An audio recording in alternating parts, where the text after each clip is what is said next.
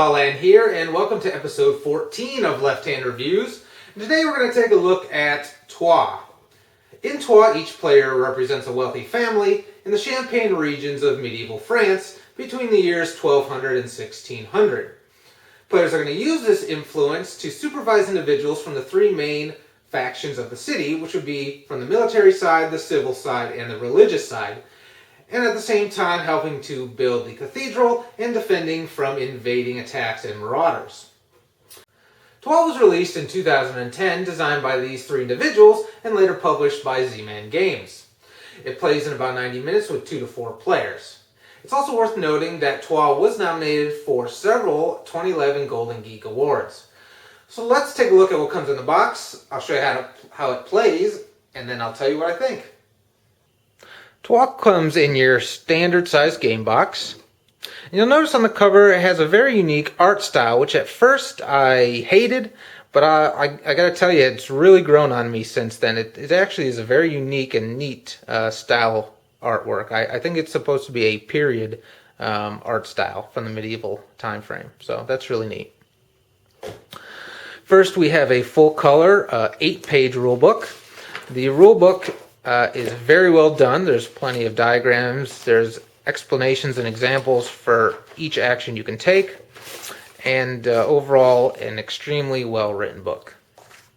We also have an annex here, also known as a glossary of all the different card types here, and all the event cards and character cards as well. We have a quad fold game board here, again with that similar artwork style. You have all the various cards in the game. These just happen to be the player aids on top, but you have all the event cards and activity cards all mixed in there as well as the character cards. We have the deniers, which is the cardboard money. Victory point tokens in several different denominations. They are one-sided vis-a-vis Puerto Rico, so you keep those secret. You have the neutral workers and neutral cubes, workers for each of the other colors, the cubes and discs for each player color, and finally you have lots and lots of dice. So here's the preliminary setup of a game of Troyes. On the left hand side you have the 4 players that are in this game. Normally these 4 players would be around the table, but they're placed here to make it easier to keep in frame. Each player is going to have a number of tokens that they're going to use throughout the game. They're going to start off with 4 workers in a 4-player game. There will be more workers in a game with fewer players. Each player will start off with a randomly chosen character card. The character cards here will show you bonus victory points for the end of the game. Now it's important to note that while the player that has this card is the only one that can see it and knows what the bonuses are for this card, all players will benefit from the card at the end of the game. So there's a little bit of deception in masking some of your actions so the other players can guess what bonus card you have. So this particular card says if you battle one event, or you battle the majority of one event, and I'll explain that in a minute, you'll get 1.3 and you'll get 3 points, and if you do at least 5, you'll get 6 points. Each player also starts off with 5 deniers. We have the dice down here. We have the event card track along the bottom with the 3 different colored event cards that are going to be drawn on the beginning of each turn. Event cards, in particular the red event cards, are what dictate the length of the game. In a 4-player game there are 6 red event cards, so there will be 6 total turns. Each time you flip a red event card, it will show either a yellow or white symbol at the bottom, so you will flip, in addition to that, a yellow or white card with it. So there'll be 2 events drawn each turn, 1 red and at least 1 of the others. We also have the rest of the tokens here in the general supply. Gray is the neutral workers. We have each player's additional workers that they can purchase. We have the deniers bank and the victory points. At the top of the board we have the influence track, which is marked by each player's colored disc. We have the cathedral here in the top right, an agricultural area right here, and then we have the three main areas of the city. We have the bishopric at the top, which represents the religious part of the city, the palace, which is the military side, and the city hall, which represents the civil side. And finally, you have 5 areas here where each player will place their dice and 1 extra area for the neutral player. It's important to note that it's a little confusing that these areas here have nothing to do with what's around it. These are just kind of a separate area. So red or orange is always going to put their dice here to indicate these are orange's dice. It has nothing to do with this up here. So just keep that in mind. So I call this the preliminary step because actually what's going to happen is, starting with the randomly selected start player, or as the rules dictate, the player that most recently read a history book, is they are going to take one of their workers and place it in one of the spaces in the 3 main buildings. In the space here in the palace, they could put it on any of the 6. So they may place there. And it's the same with all the other buildings. You can place it in any of the 6 areas. Next, the green player will select a space, then blue, then the natural color, and then it's going to boomerang, kind of like Catan. So then natural will go again, and then blue, and then green, and then orange, and so on until they're all placed. Any additional places that are left open, which there will be a couple, are then occupied by the neutral worker. So now that we have all the workers set up, we're going to move into the actual steps of the game. So first is Phase 0, and it's called Phase 0 because it's only going to happen for the first 3 rounds of the game. And in Phase 0, you're going to flip over 1 each of the activity cards, depending on what round it is. So it's round 1, so we're going to flip over all the round 1 cards. And then you're going to flip over round 2 and 2, and 3 in round 3. And then after that, for the remaining 3 rounds, you're not going to flip over any, of course. Then we move into Phase 1, which is income and salaries. All players are going to receive a base income of 10, minus the salaries that they have to pay their workers. So Orange, for example, has 1 worker in the bishopric, and each worker in the bishopric has to pay 1 denier. Each worker in the palace has to pay 2 deniers, and each worker in the city hall is free. So Orange will pay 1 for this worker, plus another 2 for this worker, for a total of 3, minus their base income of 10, or subtracted from their base income of 10 rather, for a total net income of 7. So they'll receive 7 deniers from the stock, and all players will complete that step. Then they're going to move on to Phase 2, which is assembling the workforce. Now for each worker you have in a particular colored region, you're going to take a die of that color. So let's look at the orange example. Orange has 1 in the bishopric, so Orange is going to take 1 white die and place it in their area of the town square.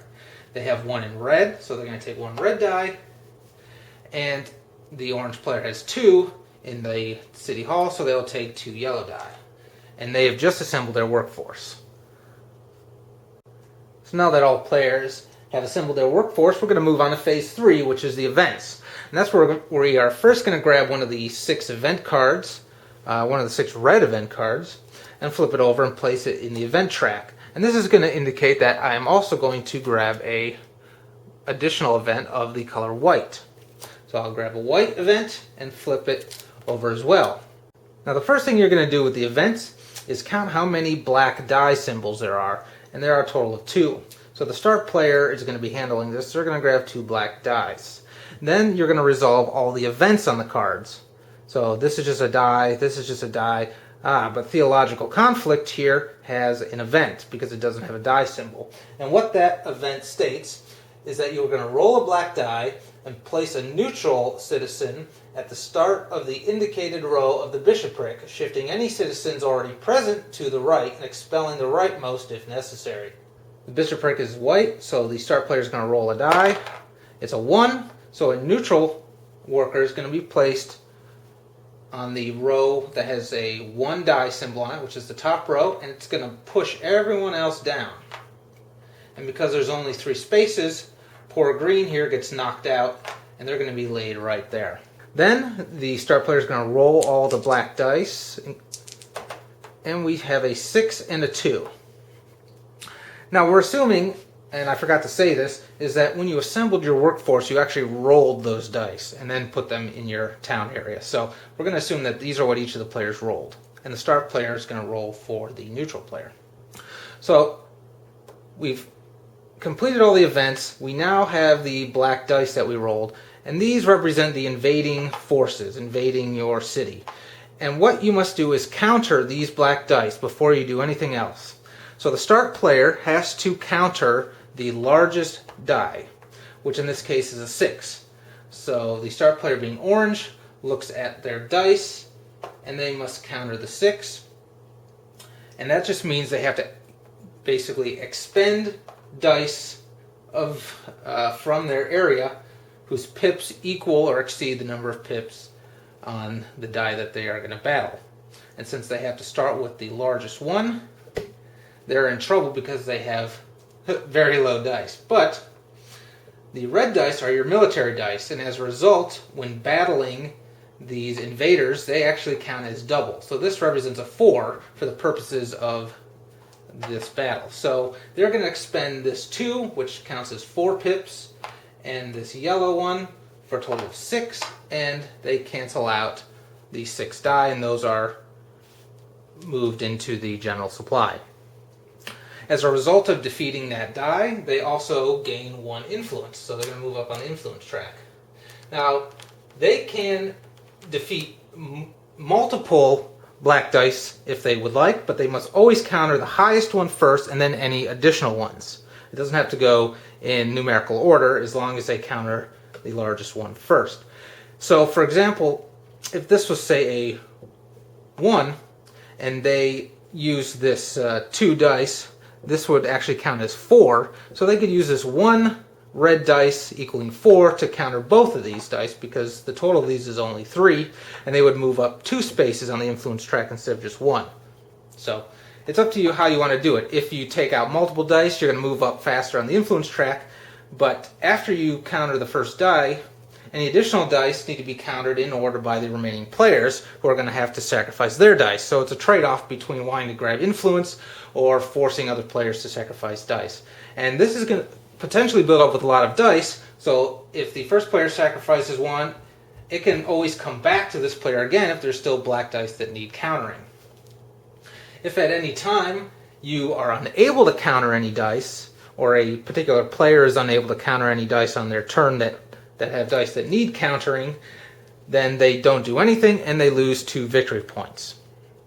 So you're going to want to try to counter those dice if you can.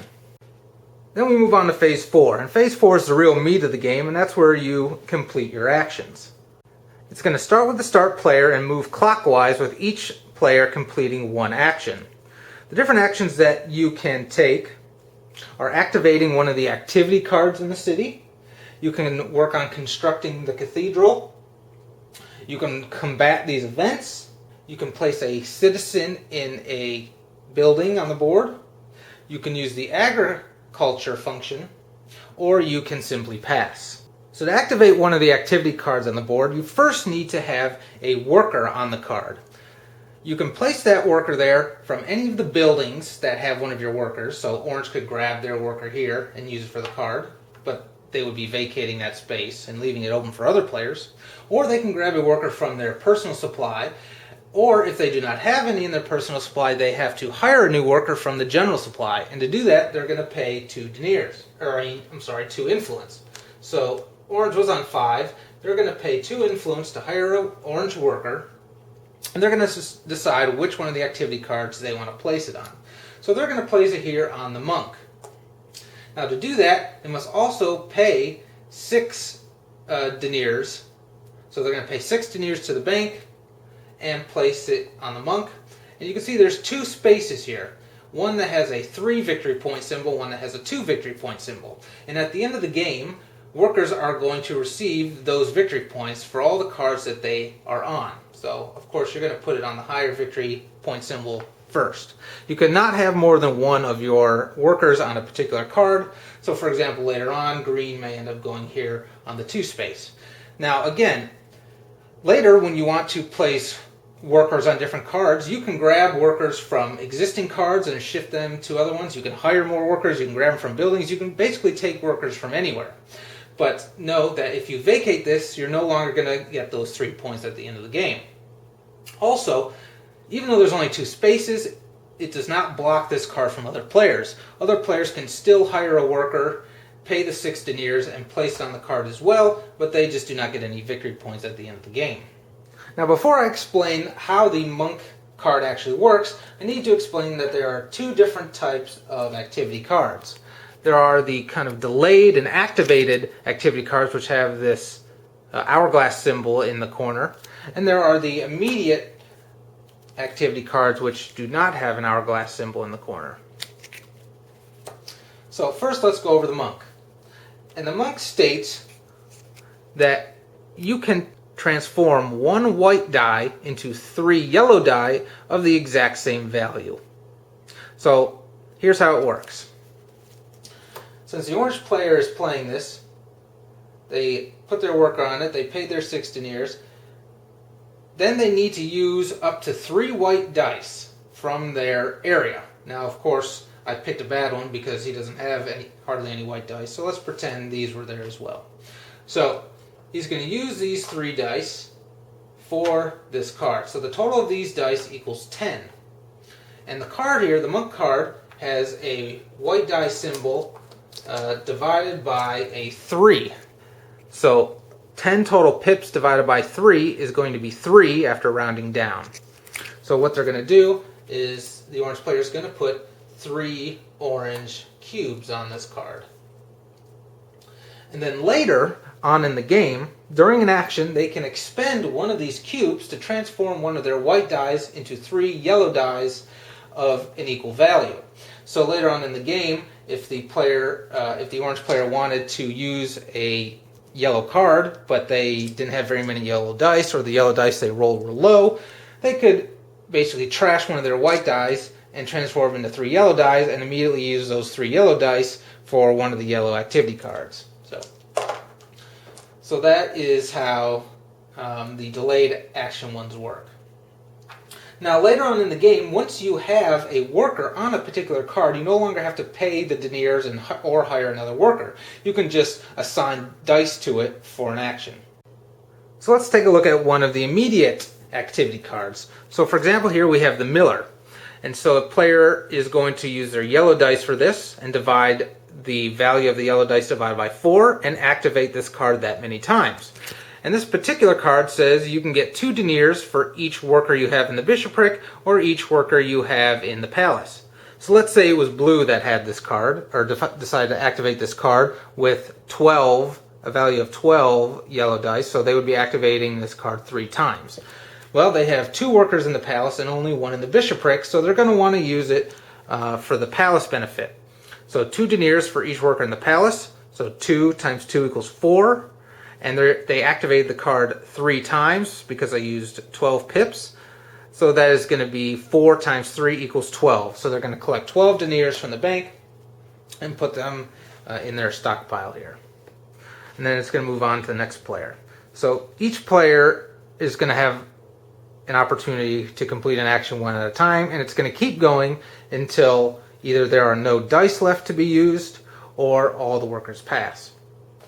So once you use dice, obviously for an action, they are removed to the general supply, and you'll then obviously collect them at the beginning of the next turn. So activating the activity cards was one of the 6 different actions you can take.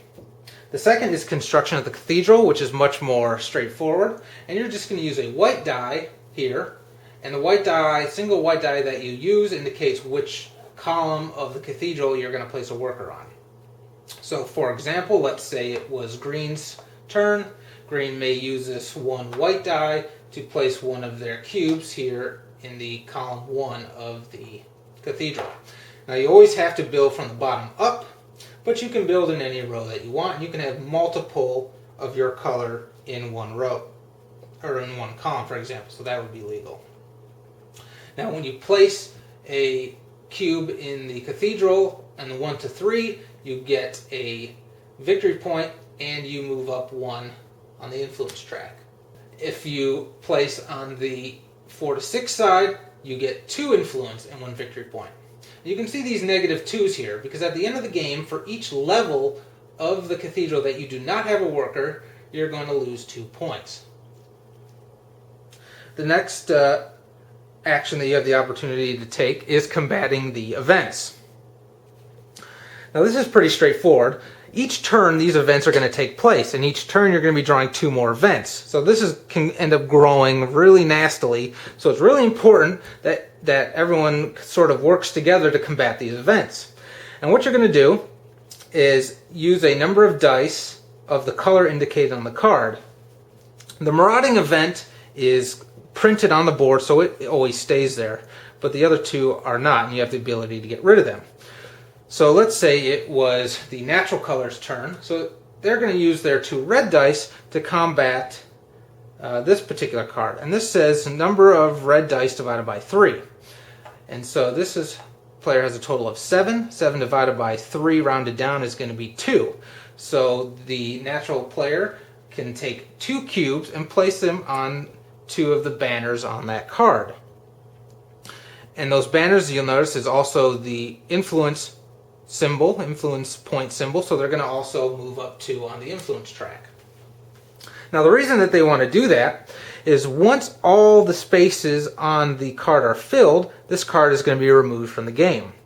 Also, whichever player has the most cubes on the card is going to keep this card, and the reason that's important is because there is a character card that I believe I showed you earlier that's going to earn you points for each one of those that you have collected. Also, the player that has the majority of cubes on this is going to gain 2 points in this particular card, and whoever has the second most gets 1 point. Obviously, if there's only one player, they're going to get all 3 points, and the point values differ depending on the card.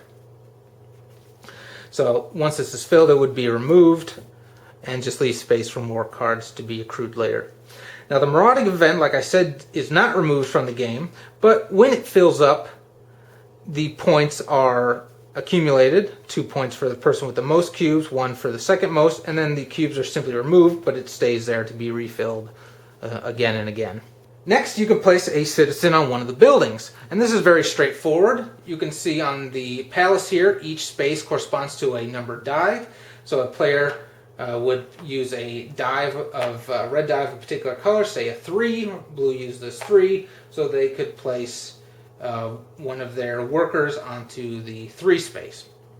Now, if you have no workers, remember, of course, you can always hire one for 2 influence points. Now, in the palace, when you place a worker, you're going to knock off the worker that's currently there, and they're going to go face up or flat right on the illustration here. And then blue would take their place. Now on the areas up here, it's actually 3 in a row. So a 1, a 3, or a 5 puts you in this row, a 2, a 4, or 6 puts you in this row. And when you do that, you're actually pushing people down, and the last one just falls off. Now, that happened to be an illegal move. And the reason for that is if you have been knocked off in that turn, you are protected from having a second one of your workers knocked off. So blue couldn't do that and knock green off because green already had one that was knocked off. And similarly over here in the City Hall, there's 2 on each row. So 1 or 6, 2 or 5, 3 or 4. When you place here, it's going to knock those off. And again, the whole reason for placing these flat is so you cannot be knocked off again on that turn. But at the very end of the turn, you're going to retrieve all of your knocked off workers back to your personal supply.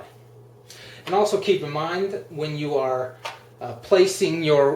choosing to place workers on cards during the event phase, you can grab workers that have been knocked off and then use them. So keep that in mind as well. Now the 5th action that you can take is agriculture. That's kind of a throwaway action. It's yellow dice divided by 2 equals the number of deniers. So if I had 5 worth of yellow dice that I didn't really have anything better to do with, I could spend them here for agriculture. 5 divided by 2 rounded down equals 2. So I'd collect 2 deniers from the bank.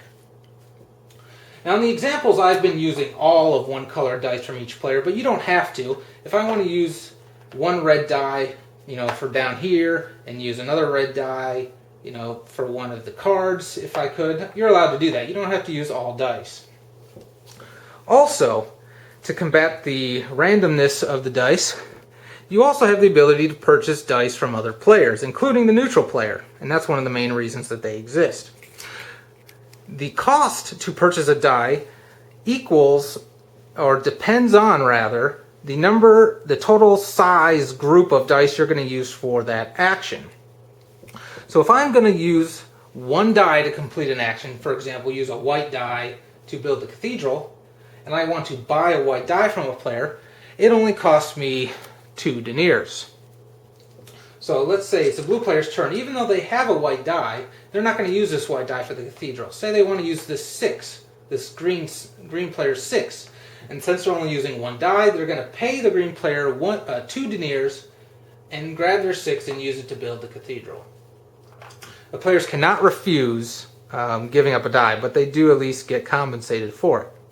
Now, if you're going to use 2 dice in a group, each one that you purchase costs 4. So if the blue player here, they have a 4, they want another white die, say they want this 4 from the green player. Since this group is going to be 2 dice, each die that they purchase costs 4, so they now need to pay the green player 4 deniers. Or say they had no white dice and they wanted 2, they could purchase 2 from the green player, and each one costs 4, so they would be paying the green player 8 deniers total.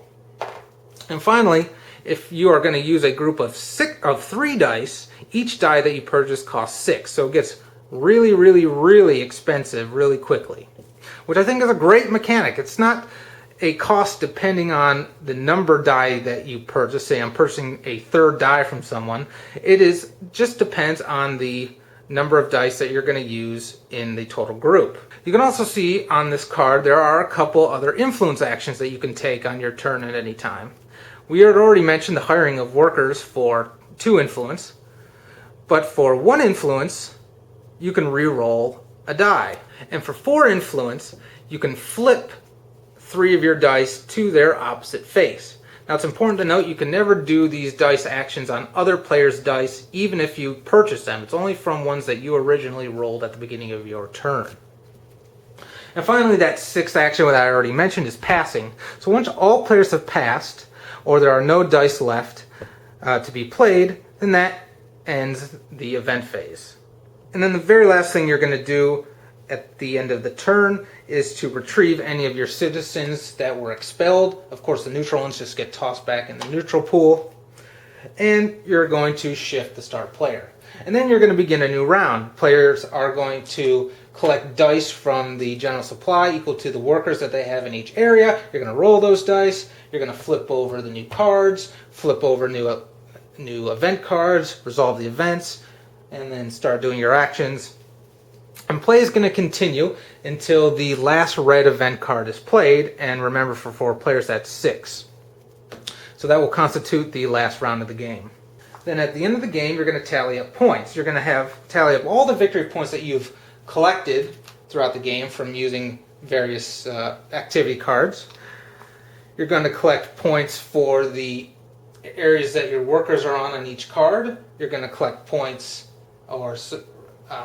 deduct points from any levels of the cathedral that you don't have anything built on. Then you're also going to each reveal your character cards, and people are all going to receive points depending on how they satisfy each card. And then finally, the winner is the player that has the most victory points. So if you didn't notice by my enthusiasm during the explanation, I really, really, really enjoy this game. And until I played Castles of Burgundy, this was probably my favorite Euro-y Euro.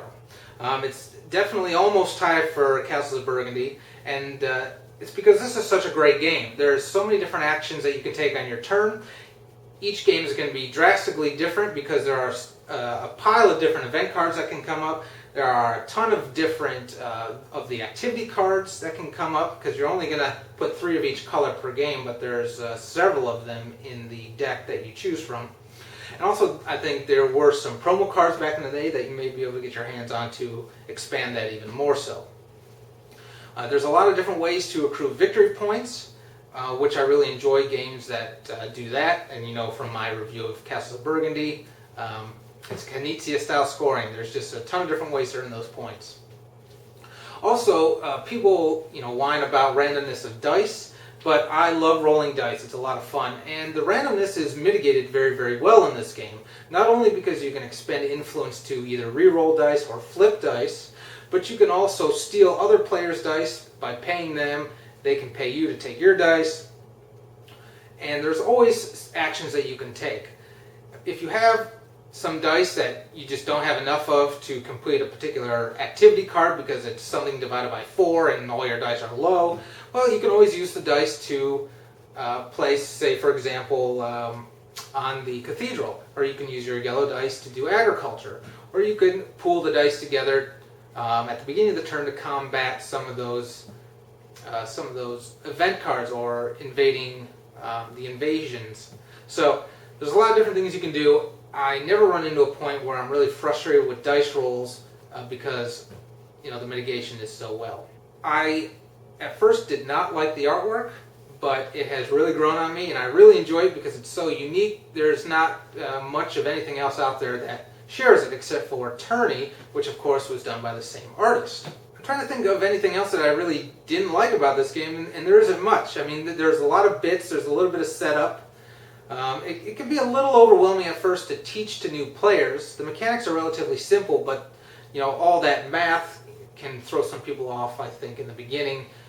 But it's really not bad. You go through one turn in this game and you have it down pat. So I would definitely highly recommend you pick up a copy of Troyes and try it out. It's a great Euro game.